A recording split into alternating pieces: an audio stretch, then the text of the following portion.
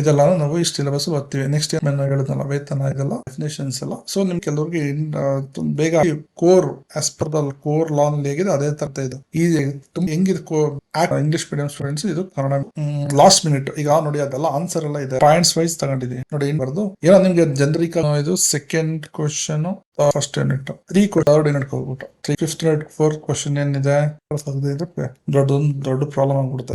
ಏನೇನು ಸೆಕ್ಷನ್ ಯಾವ ಕ್ವಶನ್ಸ್ ಬರುತ್ತೆ ಎಕ್ಸಾಮ್ಗೆ ಇಂಗ್ಲಿಷ್ ಮೀಡಿಯಂ ಇದು ಕಾನ್ಸೆಪ್ಟ್ ವೈಸ್ ಈಸಿಯಾಗಿ ಅರ್ಥ ಆಗೋದಕ್ಕೆ ಅಂತ.